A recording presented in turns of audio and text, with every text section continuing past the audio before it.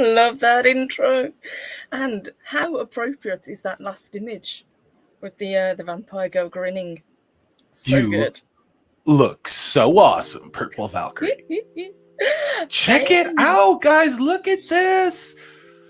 She rocks the cosplay. Thanks for having me on. Welcome, everybody, to another wild, weird, not werewolf, woo-woo Wednesday.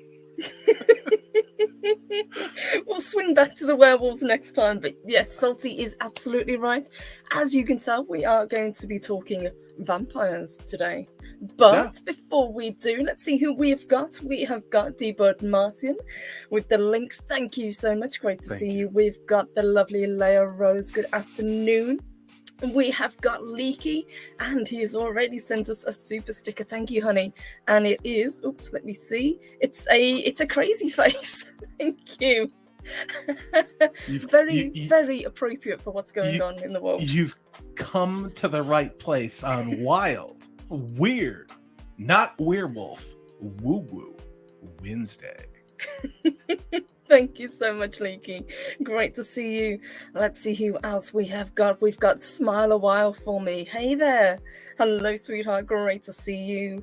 And we have got the man himself. We have got Zax. Great to see you as well, Zax. How are you guys doing? Hey there. So, how are you doing? I just want to say, I'm all right. It's Wednesday, which is better than Tuesday and a hell of a lot better than Monday because I'm working. And then it won't be as good as Thursday will be, and there's no way it's going to be as great as Friday. But I'm excited to be here to talk about woo-woo. And we've been talking about doing a vampire episode for quite a while. I know you have some stuff. I've got some stuff. And then I have a whole bunch of cryptid stuff for next week, which I'm super stoked to talk about. So... Yes. We've already got next week planned, which is a lot of fun. And as you know, we both love the spooky stuff, and we're getting towards the spooky season. So it's a good idea to start easing into it. But what would you like to start with first? Do you want me to pull up what I've got and go through it? Because we've got a bit of a mixed bag when it comes to vampires, haven't we? Let's start with your stuff and just tell me when you want to tag team, because I showed you what I got. Yeah, I showed Purple Valkyrie what I got. But I showed her my article, Get Your Mind Out of the Gutter. So, go ahead. Zach says, clip that. You get better, Mr. I'm Sick Canadian over there. That's like legitimately get better. Please. Yes, Zax. please feel better, Zax. So the one that I wanted to start off today was I thought we would kind of go back to the beginning and how long have we believed in vampires? Because as we know, all these myths and legends have to come from somewhere. But how long has this been a part of our collective psyche, I guess? Because as we get into it, you will see that this isn't just a European belief. This is all over the world. This idea of reanimated corpses in various different disguises, but the fundamentals are all there across the world. But let's see what they've got to say. So it says vampires have a contested history. Some claim that the creatures are as old as the world, but more recent arguments suggest that our belief in vampires and the undead was born in the 18th century when the No. first European accounts appear. I disagree. No. Yes. It's an intellectually lazy argument to say that. And I have a bunch of I have a bunch of vampires for the large global audience like Amazon didn't reach. But these are stories across cultures that are separated by thousands and thousands of miles. And these are not recent things. It's not just like, oh, I saw Bram Stoker's Dracula, I saw Bela Lugosi, now I'm going to make shit up. No, that's not what it is. It's also not just a Slavic country thing. There's something to this where having creatures that are evil living off of you, like parasites, like the World Economic Fund, only with real blood. Anyway, Go ahead, Purple Valkyrie. Yeah. You're absolutely right. And obviously, a lot of people, when you say the word vampire, it automatically conjures up, the Count Dracula in the evening wear and the cape. But Salty's absolutely right. This is a belief that spreads across the entire planet. But let's see what they've got to say. Look at that. That's pretty cool. Cool. So this is an 800-year-old skeleton found in Bulgaria, stabbed through the chest with an iron rod, it says. So he was either a vampire or not very popular. Or very, very clumsy. Very clumsy. Or he shouldn't have been screwing around on his wife. I'll accept all those answers. I will. But this kind of goes into some of the more better known ones. So in the UK especially, vampires were known as revenants, and they are literally reanimated corpses that kind of rise from the grave, and usually they attack their immediate family. This isn't something that kind of roams the countryside. This is like a familial curse, a bit like a banshee. It's tied into, and then clergy or somebody else has to come in and put this corpse back where it belongs to save the family. That's the usual story that goes with anything to do with revenants. I have an interesting tidbit, Purple Valkyrie, on revenants. So revenants, the earliest recorded thing in England regarding vampires, which again, as Purple Valkyrie has said, are called revenants, goes back to the 11th century. And it was a priest by the name of William of Newburgh. So he was a Catholic priest of English origin. Now, at the time in the 11th and 12th century, England was being ruled by the French-speaking Normans because they had defeated the English at the Battle of Hastings in 1066. Yes, there will be a quiz on this, kids. So William's greatest contribution was a history that he wrote called The History of English Affairs, and it was a recording of English history and current politics that embraced the truth, but also paranormal. So this is actually true. In one famous passage, William chronicled several revenants, including one in Buckinghamshire. Now, there was an undead ghost who terrorized his wife and her family until a local priest came in and dug up and then bound the corpse and reburied it. After that, his ex-wife and his mother-in-law stopped complaining about him. Even in death, be careful who you get hitched to, guys. There was another revenant that was said to be the corpse of a former priest, and this is where things get like spooky weird, right? Now he returned to haunt his former abbey, as well as a female parishioner. A woman asked a local monk for help. In turn, the monk promised to stand over the vampire or revenant's grave at night with an axe. So imagine this. It's the 11th century. You got that shaved bald spot. You got an axe. You're standing out there waiting for a vampire. One night, according to this is written down history. You got to trust the science. One night, this monk says the revenant rose out of the grave and the monk slashed at the vampire with his axe. The next morning, the monk and clergyman found the revenant sleeping in a pool of its own blood on top of its own grave, and then decided right then and there to burn the corpse. Yeah, wise decision, I think, on that one. And what a badass monk. You think of monks as, kind of meek sort of guys, but no, this guy was probably ripped with a gigantic battle axe. Talk about gangster, the dude's out there. I'm gonna get this damn thing, and he's out. It's like probably. Let's be honest. There was probably some mead involved in this. Going out there with an axe. I think so. Yes. What the cool thing about stuff like this is you have a great story to tell your bros when you get back. And he's like totally telling all the other monks, like, I totally kicked that revenant's ass. You know what I mean? Yes, probably elaborated slightly, but that's a great story to tell. And there's a lot of stories. I mean, even here it says, meanwhile, the medieval remains of the first English vampires in a Yorkshire village of Warren Percy have reputedly been found. The inhabitants who fled the village in 1500 showed widespread belief of the undead returning as revenant or reanimated corpses. So basically this entire village got put back down into the ground because they were terrified that they were going to rise from the grave. Yeah. I got to tell you, it's not pleasant to dig things up that have been buried for a while. It's not like they had all the fancy chemicals for embalming. I mean, we'll just leave that right there. It's not something I'd be interested in doing. I would just rather, just start poking lots of silver things in the ground and hope that they stay here. Revenants are trying to steal our gerbs. The elves are stealing our gerbs. Oh, Payne and McKay, you are the definition of evil. Absolutely. And great to see everybody. We've got a few more people who've joined. We've got Jacob Ironside. Hello. We've got Louise. Hey, Louise. And we've got BC, aka The Dark Shadow. Great to see you. Says, everyone out there reading this, we are 40 days away till Halloween. Heck yes. And October 1st, you will start to see some very cool things on my channel related to Halloween, horror things, readings, very interesting Halloween things, because it's never too early to get in the holiday spirit. And for me, the holiday spirit starts for Halloween.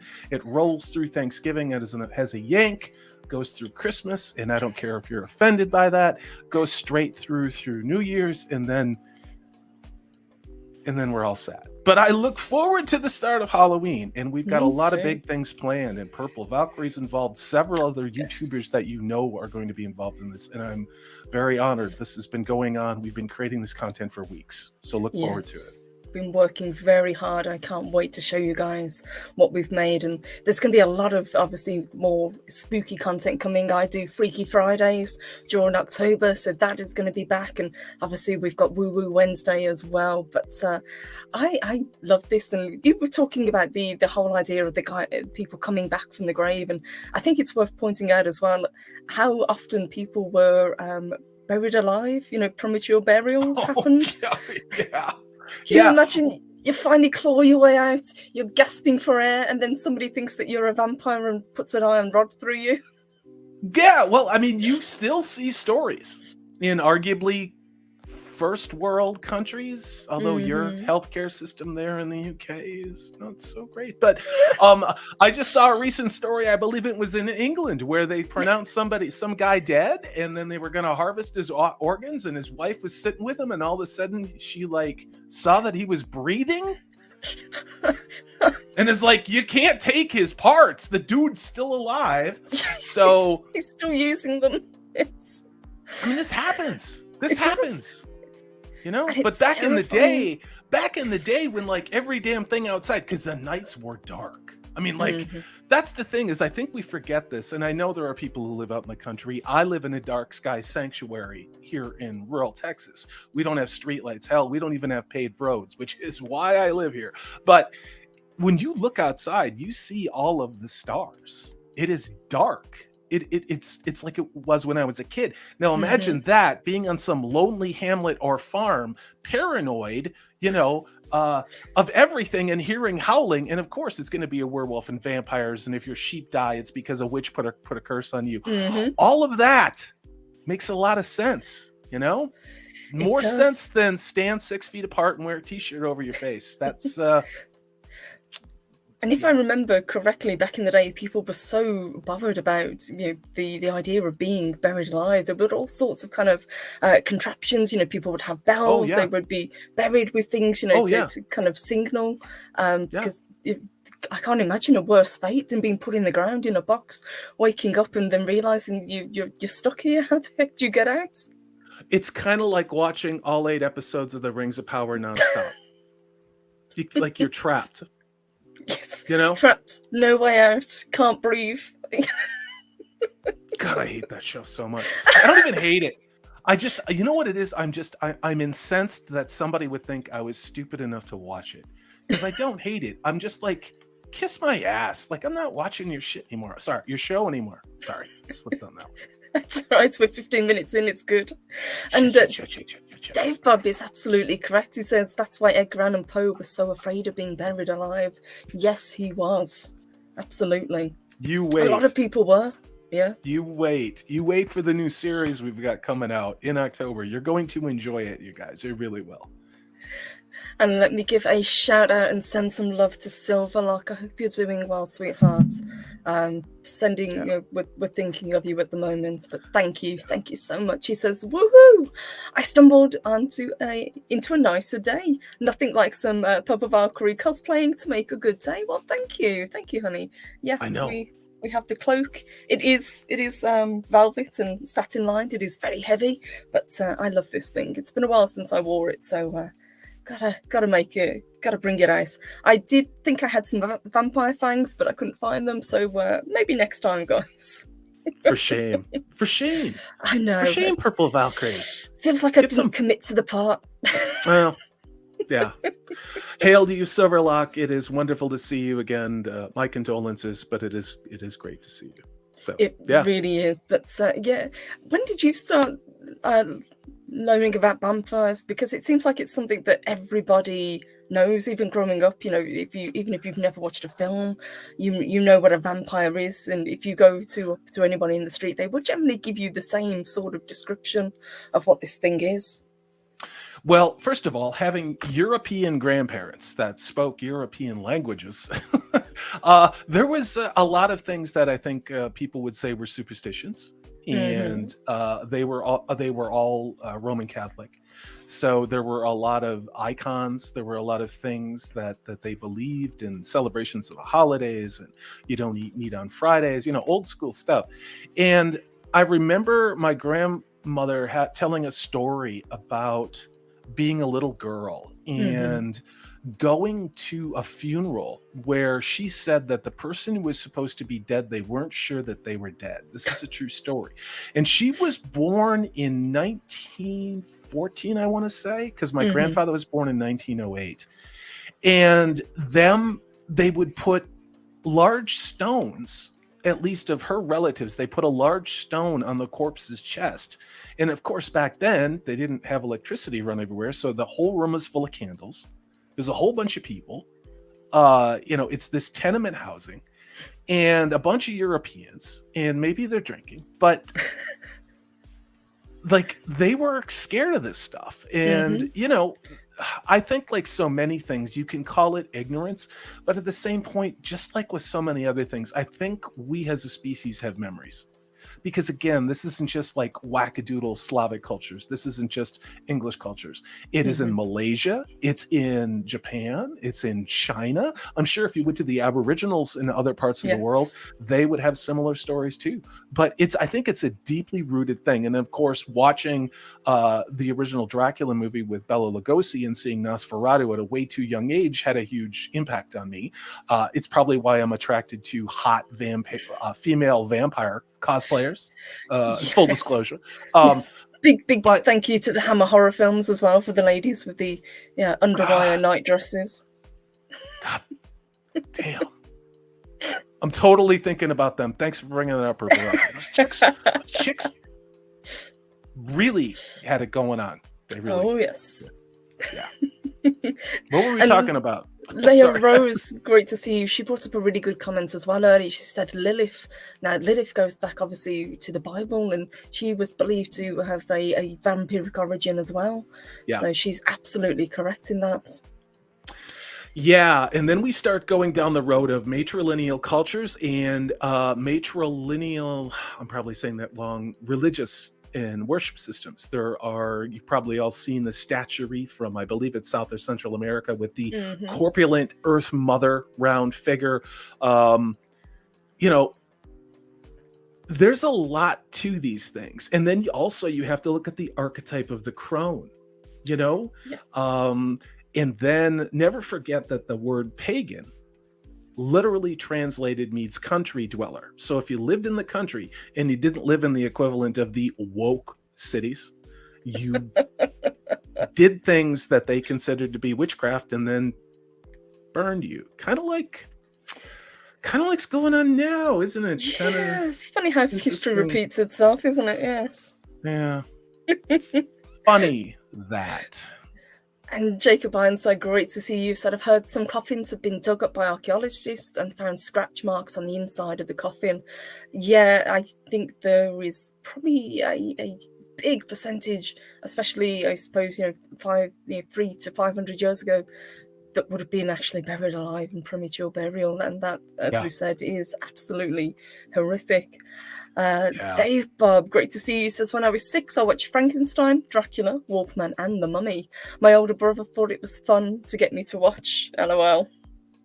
I say he's got fantastic taste, and I love those movies.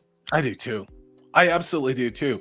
I've been rewatching the Universal monster movies, and I haven't got to Dracula yet. And I look forward to getting to Dracula, but I really look forward to going through all of the Dracula movies and the Hammer horror with Christopher Yes. Lee and all of those hot vampire chicks, guys. We're That's just where it's gonna at. skip the Universal and go straight to Hammer horror. Yes. Yeah, Need more their boobs.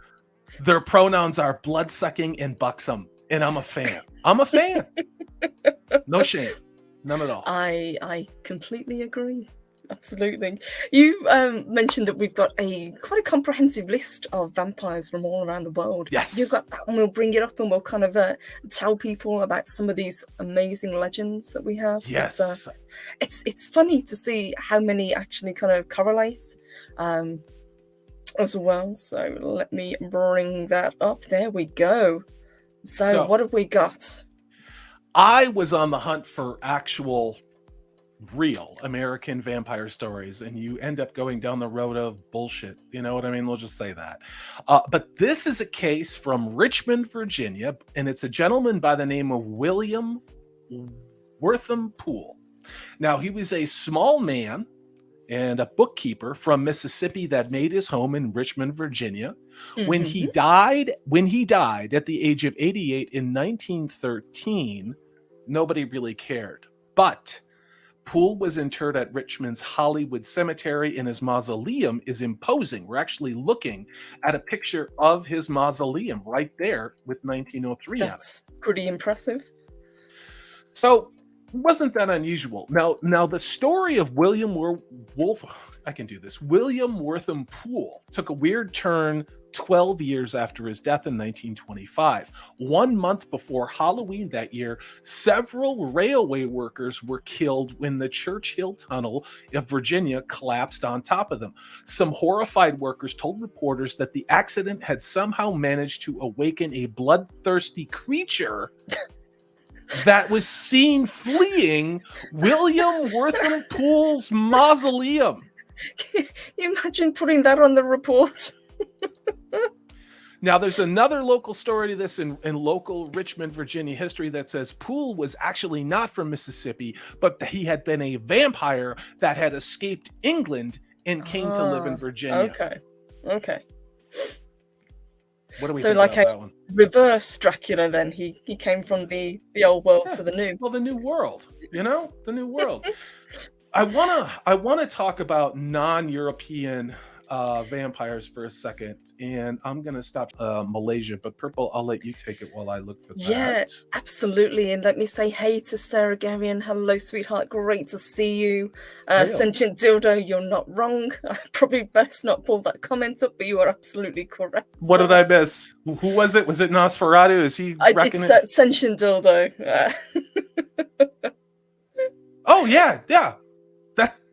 That would be the best name. That's the best. That's the nicest thing I could say about them. There's a whole bunch of other ones that you can't say on YouTube that are all true. You can't even say.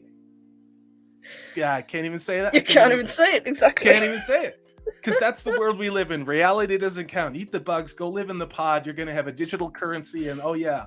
Apparently, September 24th is a day to keep an eye on. We'll just say that again. As we mentioned last week, keep your eyes peeled, guys.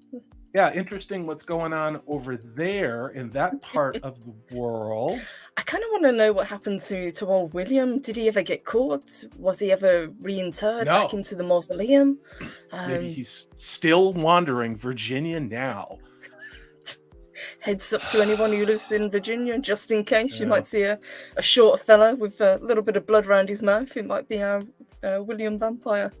Good Lord.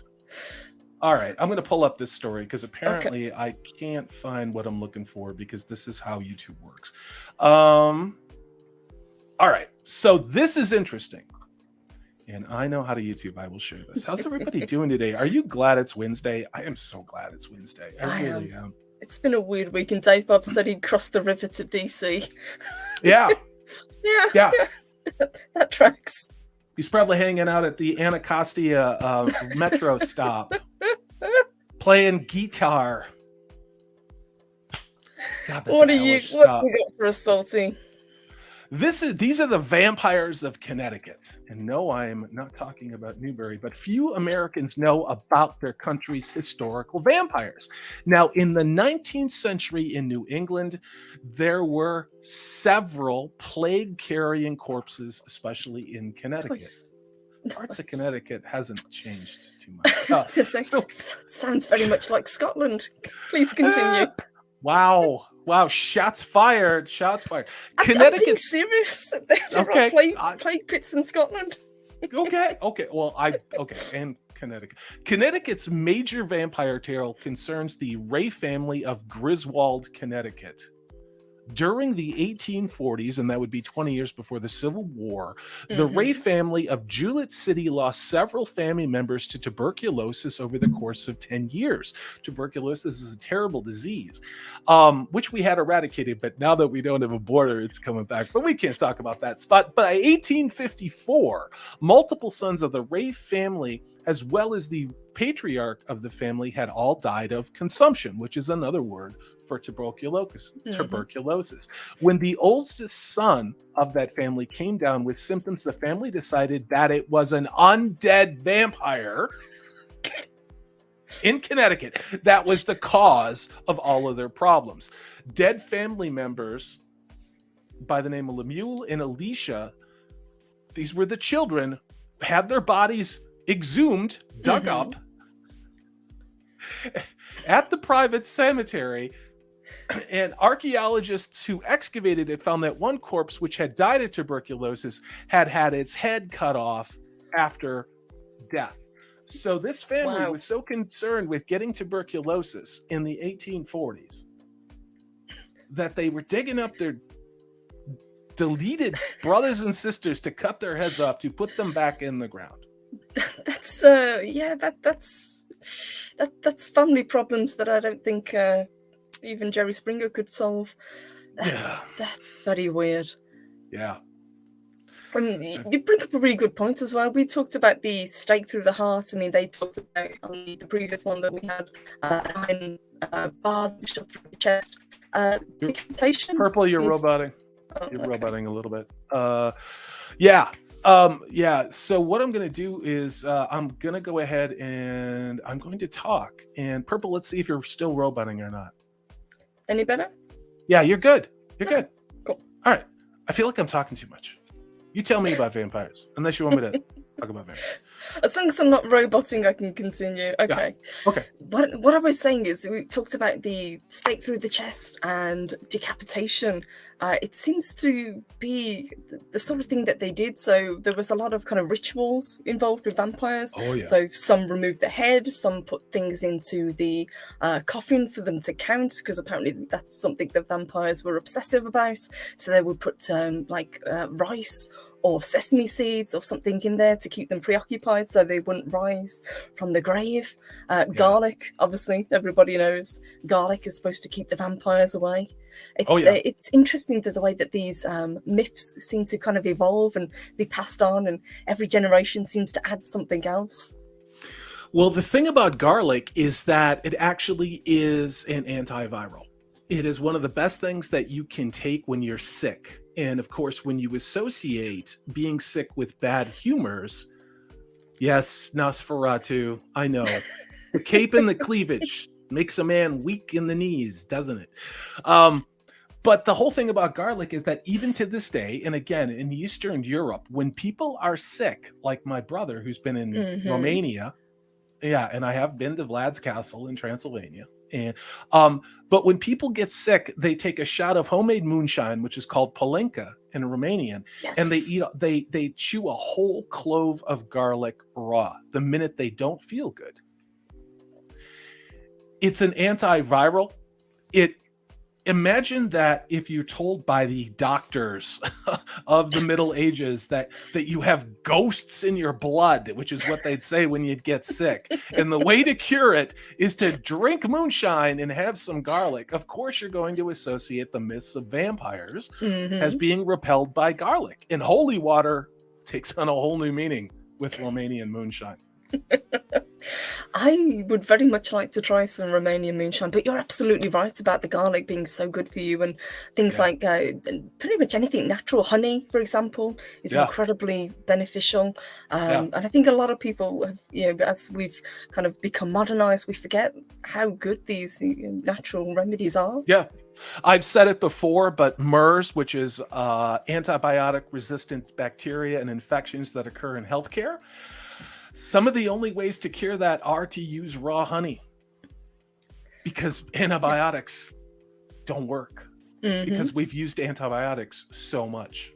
But let's take a look at some more of these vampire cases. These are from Bulgaria. In 2014, archaeologists at the ancient Thracian site in Bulgaria uncovered a grave from the 13th century. Now, there were 100 graves in this 7,000-year-old multi-layer cemetery. Numerous corpses had metal spikes driven through their chest, as you can see in the picture there. It's interesting to note that particular skeleton seems to be gripping the metal spike. Yeah, I don't know what's going on over there. I'm going to give them the benefit of the doubt and say maybe the arms were folded across the chest, but it looks a little bit sus. Well, according to the archaeologist that was in this city, he'd said that it's conclusive proof that the belief in vampire dates back to at least the Middle Ages, and that anti-vampire rituals were widely practiced in Southeastern Europe in order to keep evil people from rising again. Now, here's where it gets creepy. This archaeologist and his team also discovered another method of protection from vampires. Dead mothers who had died in childbirth were buried in such a way as to appear like the Virgin Mary, and their infant placed like Jesus. This was supposedly one way to prevent plagues. Yeah. We see all kinds of crazy stuff. Now, we talked about decapitation, spikes through the chest, wolfsbane. I saw that comment in chat. Yes. The vampires of Venice. So this was not just an Eastern European thing. In Venice, in Italy, and at one time, Venice was the height of civilization. I know it's kind of crazy to think, right? But in the Italian city of Venice, archaeologists uncovered in the 16th century a corpse that either belonged to a witch or a vampire, or both. The woman's decapitated head, because cutting her head off wasn't enough, they stuck a brick in her mouth and buried her head separately. Now, the use of a brick in a vampire's mouth was believed to be a surefire way from the vampire to spread the plague of vampirism, because when cutting the head off just isn't enough. Just gotta go that extra mile. Just gotta take that extra step. That's incredible. I've never heard of the brick being put in the mouth before. That's fascinating. Yeah. And let me say hey to Magitech Mags, great to see you, and John D and DJ Ronnie G, great to see you guys. You guys are awesome. Hope you're having a fantastic day. And Salty brought up some fantastic examples. Let me see what house we have got. So I've got a few as well. Oops. So there we go. Let's share this one. So we've got 12 of the spookiest vampire legends from around the world. Now, probably a couple of these we've already seen, but some of these are the more obvious ones, so that we haven't touched on. So we have got the legend of the Blood Countess. Now, most people will know of her. It is, of course, Elizabeth Bathory, who lived from 1560 to 1614, in Hungary, and was accused of being a vampire. So she has a really, really dark history, and she was accused, or she confessed to killing over 600 virgin girls. Now, whether that was true or whether she exaggerated, only I think that's lost to history. But what we do know is that instead of being executed for her crimes, what she was basically sealed up inside her own castle, and her servants were the ones who got killed in very gruesome ways. Like Gilsine Maxwell. Oops, did I say that out? Yeah, funny thing about this, I remember hearing about this in an old show. It was on the 80s, like TV, where they were talking about this legend. And it was really hard to believe that elites in a feudal system would want to take the blood of young people to make themselves stay young. It was really hard to believe about 40 years ago. In 2022, not so much. It's happening. It's happening. Can't say much more than that. Look it up yourself.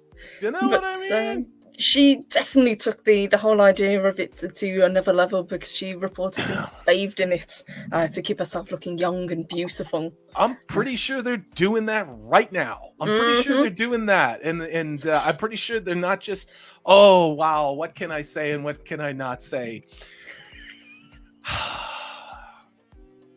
Please look up adrenochrome. Look how that's done. We'll just say that. And I think I talked about this with somebody else as well, who's quite knowledgeable. But yes, check it out, guys. It's a fascinating and horrifying side. Yeah, but you're gonna live in a pod and eat the bugs and have a digital currency. September 24th. Keep your eye on that date. Also, keep your eye on December 13th. If you're an American, and take a look at what executive order was signed for that day. And let me grab that. Great to see you, JKD Buck 76. My apologies. Yes, you are absolutely correct. And let me say hey to Camphor. Great to see you as well. Says all those metals and chemicals. Indeed. Yeah. Yep. You guys are not wrong. Yep, you know what we're talking about. Absolutely. Genetically modified corn fed to pigs. After 3 generations, those pigs become infertile. We eat that same corn. All right, let's talk about vampires now. Okay. Let's move on from one of the most famous female supposed vampires to obviously the most famous vampire of all, Vlad Tepes, Vlad the Impaler. We all know him. You've said that you've visited the castle. That is somewhere where I would absolutely love to go. It's on my bucket list of places to visit. It was wild going as an American. Okay. And my brother has been there for almost 30 years, but to go to the castle and you start realizing that Vlad Tepes was actually a war hero. Oh yeah. Now say what you will about that movie that they made with Keanu Reeves and a topless, what's her name? Oh shoot. I had the hots for her forever. She was in Stranger Things. The one who shoplifts and is crazy. Winona Ryder. Winona Ryder. Yeah. Did I mention she gets naked in that movie? Anyway, they got that right, that this guy was a warrior and he was protecting Romania from the invading. Oh, what word can I? Ottomans. We'll just say that the Ottomans. Yeah, it was the Ottoman the army. Ottomans weren't very nice people. They weren't, and they were relentless. And Vlad was pretty much all on his own. The Pope, the Papal States were like, tough. You know, they're not here yet, so we're not going to help you. So our man Vlad had to get literally medieval, and there are artworks in museums all throughout Eastern Europe, not just in Romania, but in Slovakia that I went to, in rural Slovakia, where the man was a legend as a military commander. And from what he had to put up with, he also he was abducted by the Ottomans and held for ransom for years, and nobody rescued him. And given that faith, they weren't very nice to him as a man. We can just say that. But when he got out, you can bet he was super pissed off. And I don't fault him for a goddamn thing he did. Because you know what? It solved the problem. Absolutely. And I think people, because they get so wrapped up in the whole idea of Dracula, they forget that he was, as Salty correctly said, and some of you guys have said in the chat, he is to this day still considered a hero of the country because of defending the borders and for what he did. Did he take things to the extreme? I guess so. But can you imagine a more devastating sight? You're an invading army and you crest over a hill, and what do you see? The army that came before you, all on pikes, as far as the eye can see. It's terrifying. There's so many things I want to say right now. It's a good motivator to your enemies or people who wish you harm. We're in a world full of that right now. But we got people arguing over pronouns. And Cavatenio J, great to see you, says Count Chocula is my favourite vampire because he has a cereal. You're not wrong. You're not wrong. We don't have that over here. I was very much. This is a true story. It's so funny. Purple Valkyrie's like, will you send me some Count Chocula and some Booberry and some Frankenberry? And I'm like, I would, but it was better in the 70s and 80s before they put all this chemical crap in it. Now, I used to love that. I was a Booberry guy, but you know, Count Chocula can't go wrong, you know? But I digress. Sorry. Yeah. Let's talk about real vampires, not Count effing Chocula. No disrespect. We still love Count Chocula. It's still good. Moving on from Europe, let's go to China. So we have from China the legend of the Jiangxi. So these vampires had long hooked claws, red eyes as well, and it translates to corpse hopper. It doesn't really give that much more information about them, but I would imagine they were pretty much the same, reanimated corpses, but with the claws and the red eyes that you see that stalk people.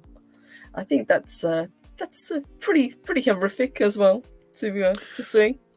And they're also in Malaysian culture. Now, they're slightly different than these kind of vampires. Now, all of them obviously would have regional flavor, for the lack of a better word. But in Malaysia, they are called penanggalan. And what a vampire is actually the head of a beautiful woman that floats. Okay. With all of her entrails floating behind her. slightly more off-putting when you put it that way.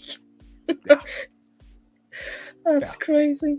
Soul Assassin, great to see you. Says that Chinese vampires are blind and can only find you if you breathe. Like bed bugs. Wow, that's wild. Another thing that's making a comeback. We had that beat. I wonder how that's happening. How are all these diseases getting into the first world? Where are they all coming from? Yes. Must be ghosts. Yeah, that's what it is. There's darn vampires. Yes. And Das Wolfen, great to see you. There's Chinese hopping vampires. I've seen them in Chinese films. Okay, cool. That is pretty cool. And Nosferatu. Okay, honey. That sounds kind of hot. Not gonna judge. We don't do that here. Hold on, I gotta read this. Which one? Oh yeah. It says that sounds kind of hot. If they look like the chicks from the Hammer horror movie, We're in. I'm in. Sold. I'm on Team Nosferatu for that one. Absolutely. Yeah. You mentioned at the beginning of the show that this went back pretty much as far as there's been humans. So according to this, also the Sumerian and Babylonians from 4000 BC described a similar type creature called, let's see if I can pronounce it, Ekimu, I believe that is. So that is a spirit of somebody who hasn't been buried properly, who returns to life to suck the life out of the living. Sounds pretty much like we were talking about with the European vampires, not buried properly, clawing your way back out of the grave. It's not just them. Indigenous tribal culture in and throughout North America also have vampires. Mm-hmm. Now, we've talked about the Wendigo on a previous episode, but there's more than that. The Skinwalker could and has been also arguably called a vampire, now depending on your position on that. There's also a tribe, and this is from the Pacific Northwest, and they have something called the Mosquito Man. And that is a man with the proboscis of a mosquito who sticks it into a someone's head and sucks their brains out. And these people just fall down dead, and no one can figure out. Now, there's also a Hadia one where a baby is passed around and the Mosquito Man sucks its brains out. I mean, like, they've got all these. Also, the Sioux in other Plains tribes have something called Two-Face. Now, these vampires resemble humans, but they have a second face on the back of their head.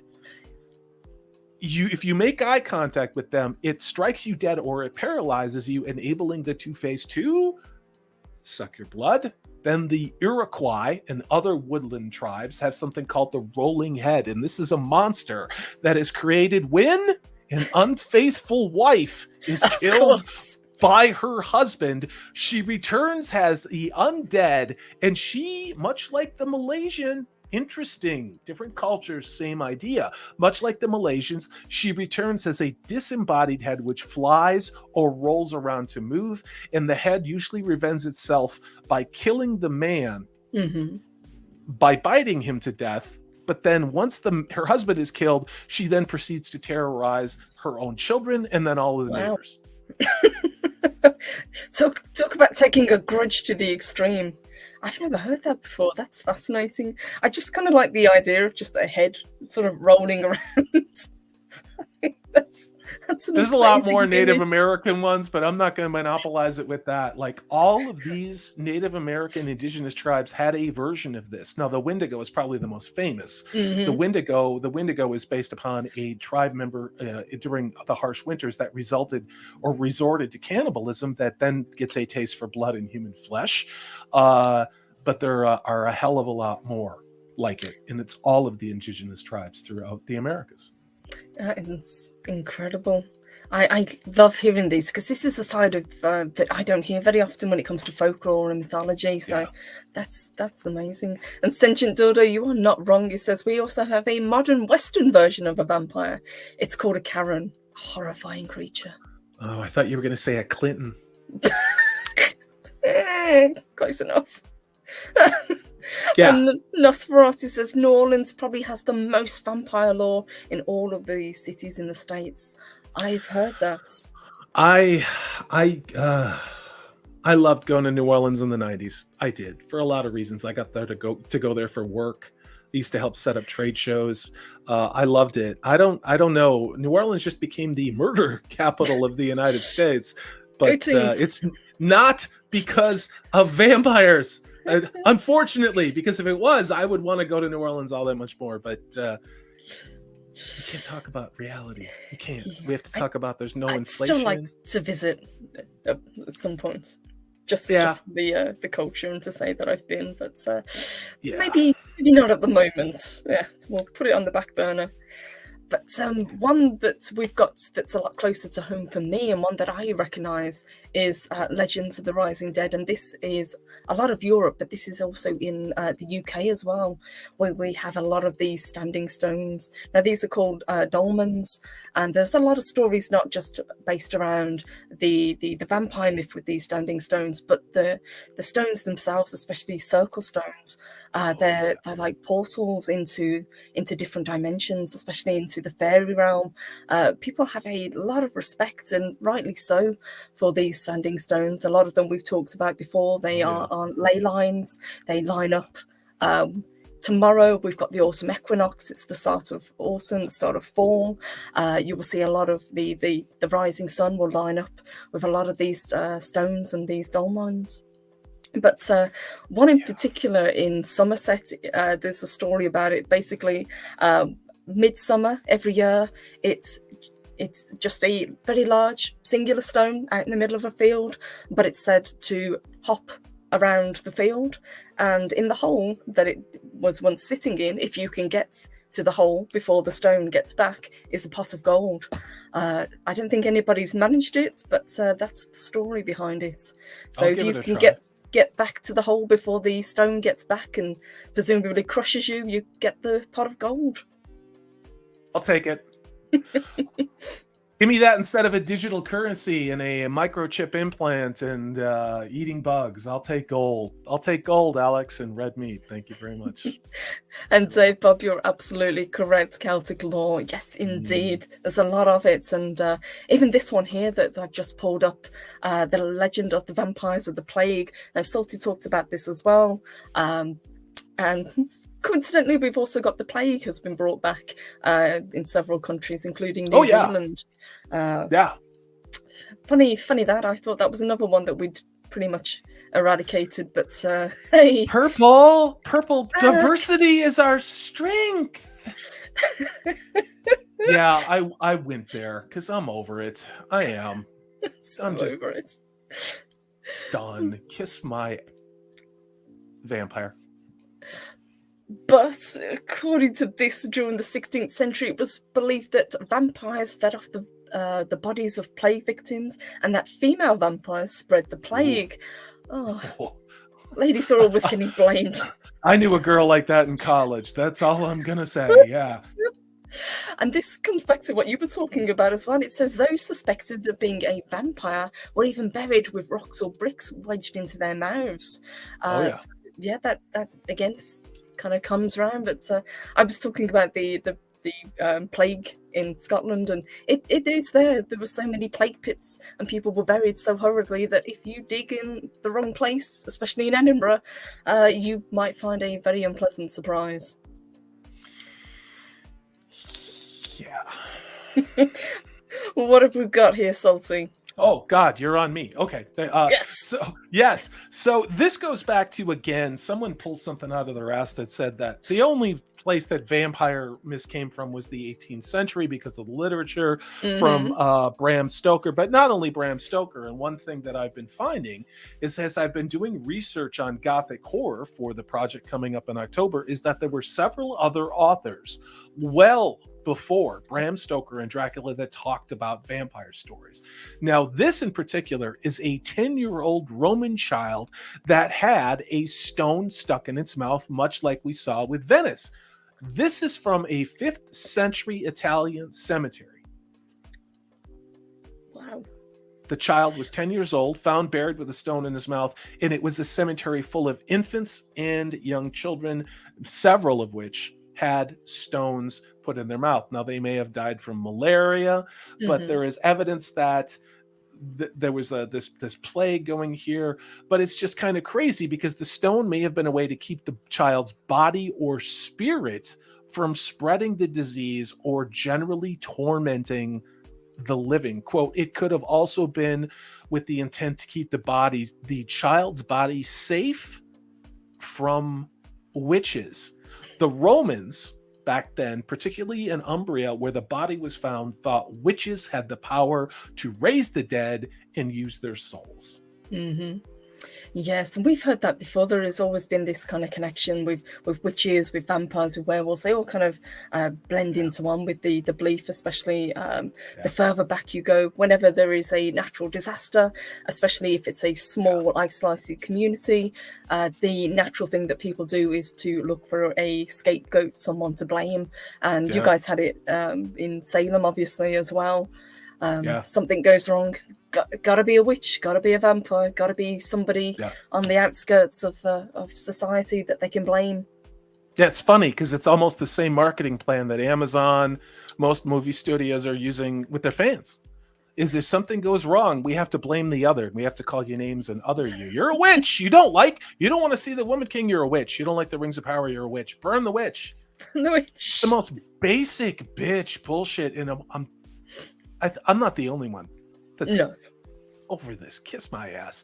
You know what? Like, just off. Oh. And Nosferatu, you are absolutely correct. It says Salty wants me to get back into history. He's a walking book. Absolutely. Well, this is why I love doing these Wednesday woo-woo shows, and we've done woo-woo videos in the past, and we've talked about all sorts of weirdness because it's a topic that Salty is very well versed in, and we just love to cover. And it gives us a break from talking about pop culture. Yeah. And let's be honest about it. There's not a lot of pop culture or a lot of people want to talk about. Now, part of it is a drought that we're seeing. There's just nothing coming out. And the things that have come out, they really suck. I mean, they suck a lot, right? So I'd rather talk about woo-woo. Still going to cover things on my channel, like I say. But at a certain point, how many times can you say the same thing about the different show? You know? And it's not ending anytime soon. It's not. So I'd rather talk about vampires and werewolves. Yeah, this is far more interesting, fascinating. And you guys in the chat, you guys know exactly what we're talking about. Because we've had some brilliant comments coming up, so thank you. And Soul Assassin, yes, you are absolutely correct. Vampires don't sparkle. Facts. Fun fact, I've never actually read any of the books or watched any of those films. I know I might make you watch Twilight with me. And we'll have to record the highlights of her watching Twilight with me, because I will take one for the team, because I love my channel members and I support Purple Valkyrie and making quality content. But if you want to watch Purple Valkyrie use the F word like she's a sailor, I think that would be the movie for you. True story. I think hey, what's up, dude? Hey. You know what's crazy? Nerdporial's working on a super secret project right now. He's doing a review, and he's going to be talking about the Planet of the Apes. But he's also on his channel. He's been covering 80s horror movies. So you guys, please give Nerdporial Lifetime a sub. Yes. He's a good guy. They had a fantastic show last night talking about John Carpenter's vampires. That was awesome. Really, really interesting, and it's a film I haven't seen for a really long time, so might need a rewatch on that one. I think I've only ever seen that one once. I got TZ Burton in chat going and saying that he is Team Edward. Well, buddy, I'm Team Jacob.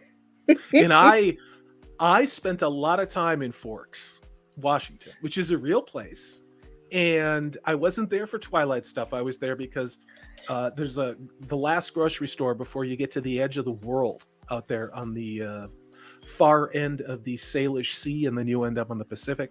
But I spent a lot of time in Forks, had one of the best patty melts I've ever had in my life. But they do have stores in there that sell Twilight stuff. There's one store hanging on, selling all that stuff with all those characters. Gotta keep it going. Yeah, it's true, you know? But yeah. And Cavatanio Shay, I saw you, says Purple wearing a corset makes me go woo woo. No corset today, but maybe in the future. Yes, just a cloak today, guys. Naturally blessed. True story. And TZ says Forks is in the middle of nowhere. Is that true? Well, see, I lived out there, and to me, There were a lot more places that were a lot more nowhere than that.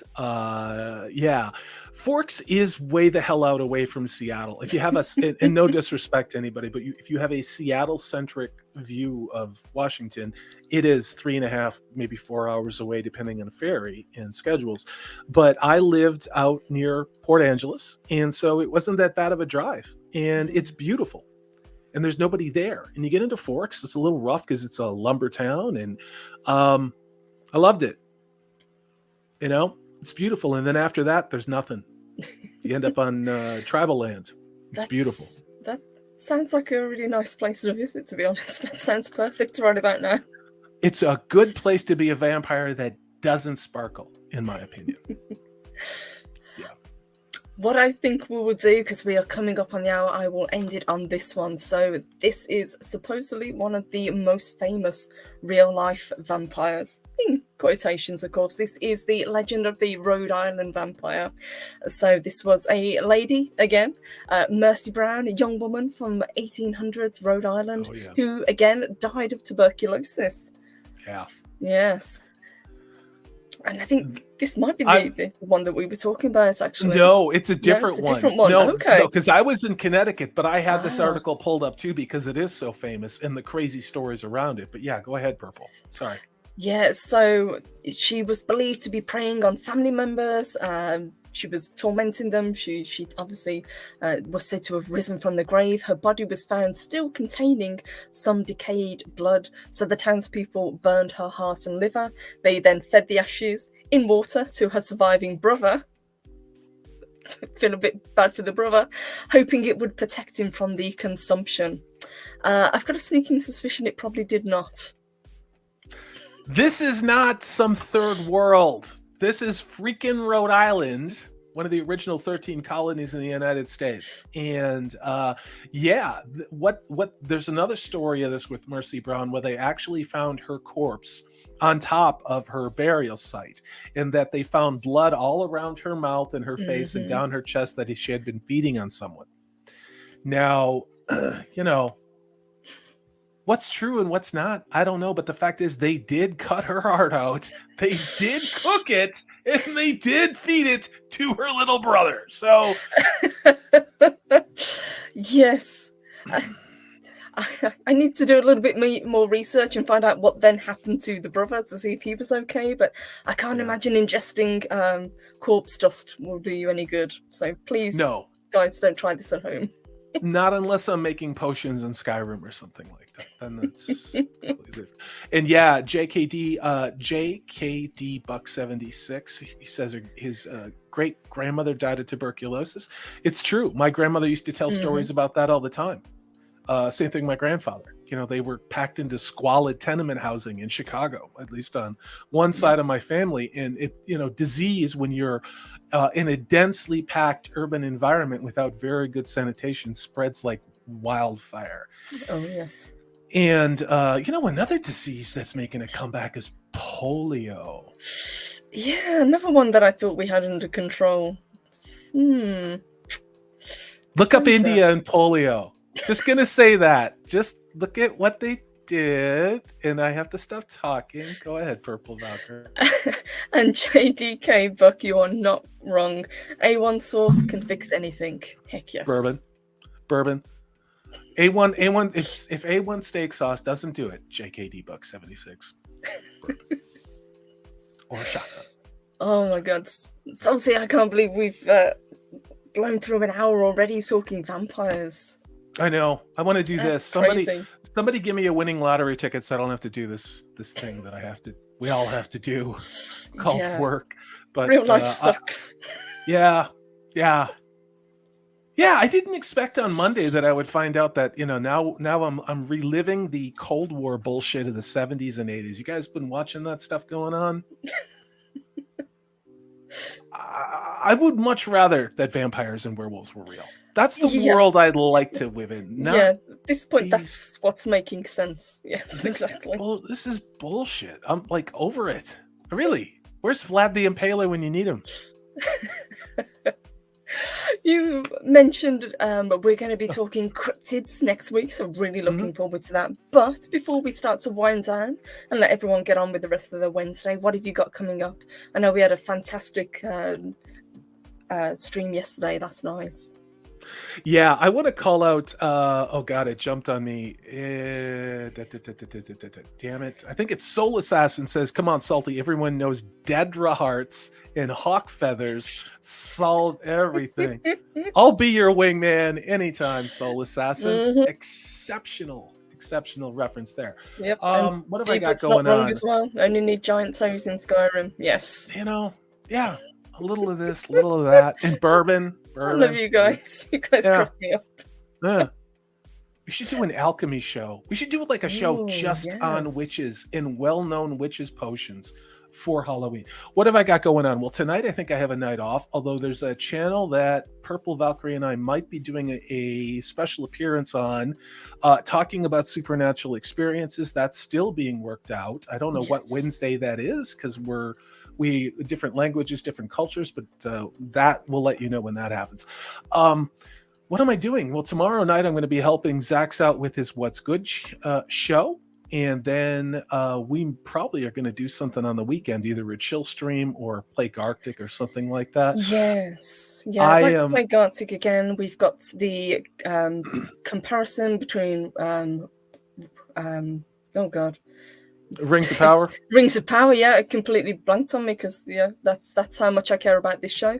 And House of the Dragon, and we're gonna say, why is one failing and why is one not failing? I think it's an interesting comparison since we're halfway through both seasons now. Yeah. But do you want to remind people about Rings of Power? Well, yeah. So I have been covering Rings of Power live, which is 11 o'clock Central, midnight on the East Coast, with a couple other people. And I've made a decision, not because I'm lazy, but because for my own mental health, I can't watch this show anymore. I will watch it with my friends. We will record it. But this show isn't worth, how do I say this? It's not worth covering anymore. It's not. It's for a lot of reasons. Now that people may not like that and say, well, that's your job as a YouTuber. But at a certain point, I just don't want this I don't want to commit time to this. I will watch the episodes. I'll do a review on it. But I am insulted that Amazon would think that what they've made would even be worth a couple hours of my time.